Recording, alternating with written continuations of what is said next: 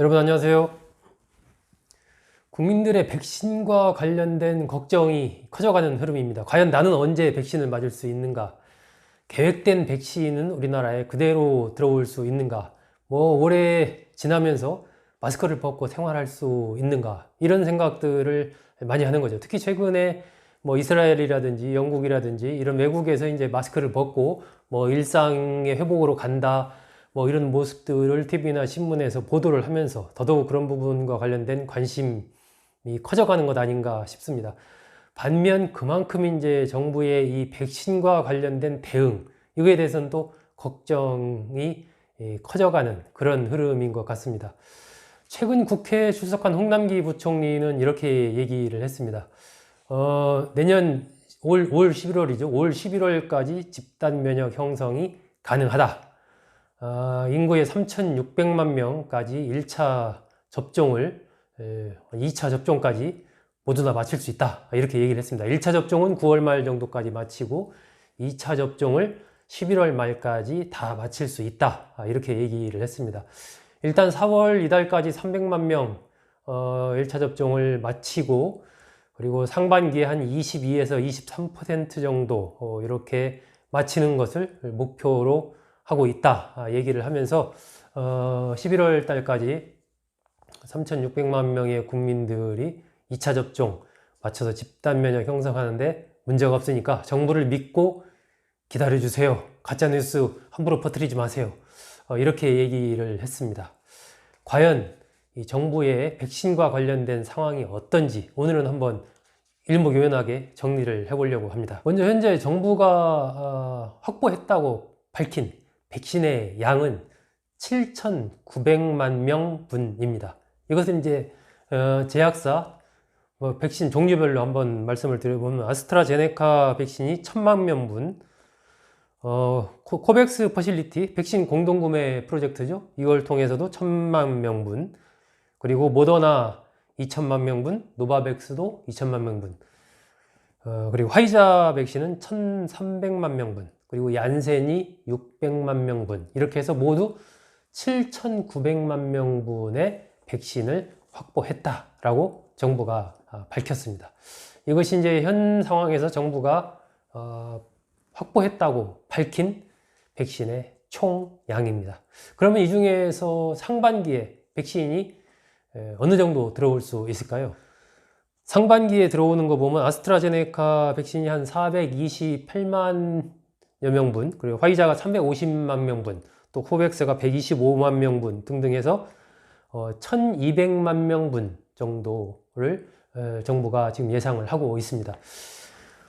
현재 이제 흐름 봐서는 상반기에 1200만 명분 정도가 확실히 들어오는 것은 큰 문제는 없어 보입니다. 일단 이 화이자 같은 경우에 5월 달에 175만 회분, 6월 달에 325만 회분, 한 250만 명분 이렇게 이제 들어오기로 했다라고 정부가 발표를 했고, 그래서 전체적으로 일정대로 본다면은 상반기에 이렇게 1200만 명분 정도의 백신이 들어와서 접종하는 것은 문제는 없어 보인다. 현재의 접종 시스템으로 볼 때 우리가 한 200개 센터 정도에서 하루에 15만 명 정도가 백신을 지금 맞고 있습니다.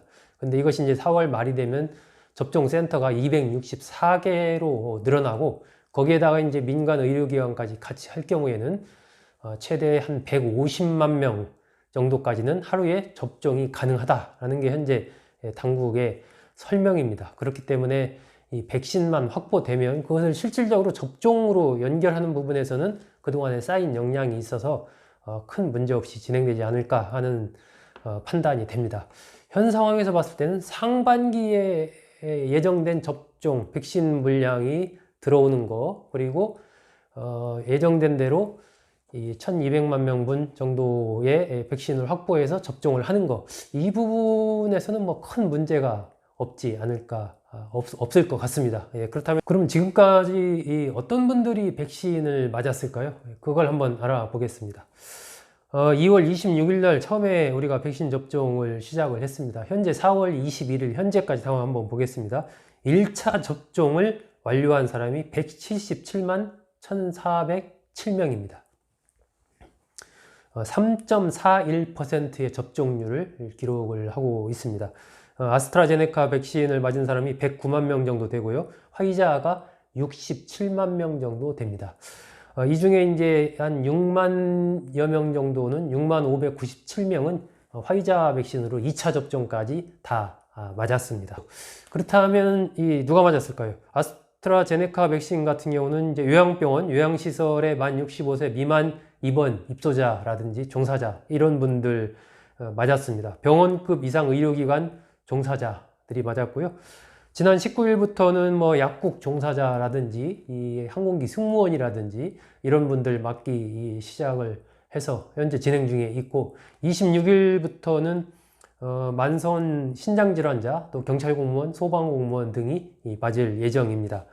화이자 백신 같은 경우는 이 코로나19 치료병원 종사자들이 맞았고요. 이달부터 이제 75세 이상 어르신들, 고령자들이 이 화이자 백신을 현재 맞고 있습니다. 백신과 관련해서의 어떤 이 불확실성, 이 불안감의 핵심은 이 하반기가 될 것입니다.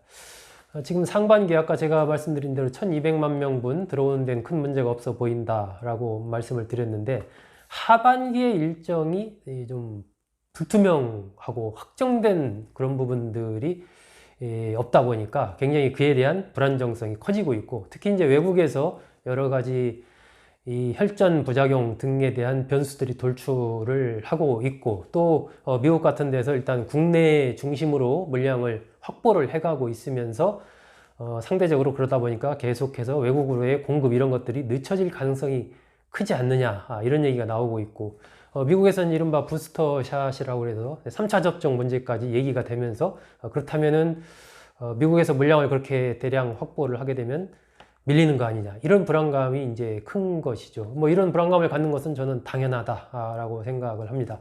이 하반기에 보면은 이 노바백스 같은 경우에 2천만 명분을 우리가 지금 들여오기로 했다라고 정부가 밝혔는데, 이게 빨라야 6월부터 완제품 생산이 가능합니다. 이 언제 어떻게 생산될지도 아직 약간 불투명한 상황이고, 당연히 언제 우리나라에 들어올지도 좀 불투명한 상황이죠. 모더나도 원래 2분기에 들어오기로 했는데 이것이 이제 미국 쪽, 일단 미국 중심에 먼저 미국에 공급한다라는 그 방침 때문에 3분기 이후로 밀렸습니다. 그렇다면 이제 3분기 이후에 언제 들어오느냐, 이 부분에 대해서도 불확실성이 있는 거죠. 정확히 정해진 바가 없습니다. 얀센도 최근에 접종 중단 공고를 댔다가 다시 이제 그래도 맞는 것이 더 효용성이 높다라는 판단이 되면서 일단 정부로서는 도입 지금 논의 중에 있다라고, 협상 중에 있다라고 밝혔는데, 이것도 600만 명분이 언제 들어올지 불투명한 상황입니다. 그렇기 때문에 이 노바백스, 모더나, 얀센 등 이 하반기에 들어오기로 한 이 물량들, 이 부분에 대한 구체적인 그런 일정이 아직 확정되지 않고 있다는 것, 이것이 상당히 이제 불안한 요소, 그리고 외부적인 여러 가지 돌출하는 변수들, 이것에 대해서 예측할 수 없으니, 그건 우리가 예측할 수 없는 상황이니까요. 그것에 대한 불안감, 이런 것 때문에 상대적으로 이 백신 불안감, 어떤 정부가 미리 확보하지 못한 것에 대한 불신, 이런 것들이 생긴 것 아닌가 싶습니다. 일단 권덕철 보건복지부 장관은 21일 날 국회에 출석해서 이렇게 얘기를 했습니다. 계약서에 물량이 표시되어 있고 구체적 공급 일정은 제약사에서 직전 달에 알려주고 있다. 그리고 비밀 준수 의무사항 때문에 국민들께 자세한 공급 물량을 말씀드리지 못하지만 현재까지 지연돼 공급된 적은 없었다. 그러면서 부스터샷 대비해서도 추가 물량을 확보 중에 있다. 이렇게 얘기를 했습니다. 그러면서 뭐 단지 백신 접종률만 가지고 상황을 좀 보지 말고 다른 여러 가지 종합적으로 좀 봐줬으면 좋겠다라고 하면서 인구 10만 명당 신규 확진자 숫자가 우리나라가 그래도 좀 외국보다는 나은 편이다. 이렇게 얘기를 했습니다. 한국이 1.4명인 반면 이스라엘은 2.6명, 영국은 2.8명, 미국은 18.5명이다. 이렇게 얘기를 했습니다. 뭐 정부 당국의 설명도 뭐 나름 일리는 있습니다. 여러 가지 그런 전체적인 이 상황 속에서 본다면 백신 확보는 우리가 조금 지금 늦어지고 있지만 그래도 전체적인 상황 자체가 그렇게 나쁜 게 아니니까 너무 뭐 비관하거나 불안해할 필요는 없다라는 것인데, 그런 부분도 이해는 하지만 또 국민 입장에서 본다면 이게 갑자기 또 확산될 수도 있는 것이고 또 다른 나라 다 맞고 있는데 나는 언제 맞느냐 이렇게 걱정하고 불안하는 것은 그것도 또 당연한 겁니다. 그러니까 그거에 대해서 정부가 어떤 신뢰할 수 있는 조치를 정확하게 좀 보여줘야 되는 것도 정부의 의무 중에 하나이죠.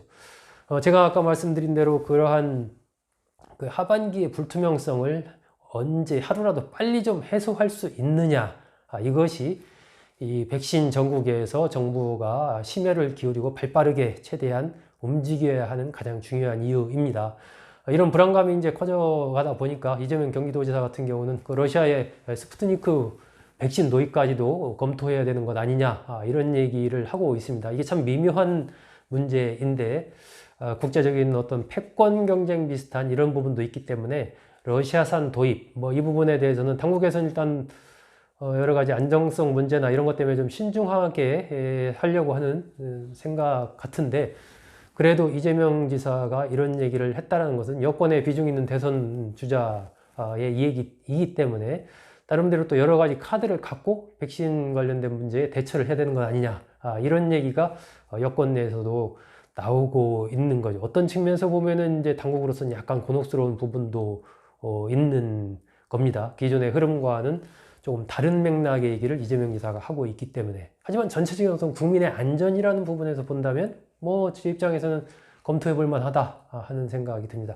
어쨌든 지금 상황에서는 이 백신이라는 것에 대해서 국민들이 갖고 있는 불안, 불신, 이것이 상당히 크다. 그리고 경우에 따라서는 이런 부분이 굉장히 이제 이슈적으로 폭발할 수가 있는 상황이기 때문에 정부로서는 최대한 그 확실한 일정, 그리고 공개할 수 있는 최대한의 정보를 투명하게 공개하는 것, 이런 부분들이 무엇보다 좀 필요한 시점이 아닌가 하는 생각입니다.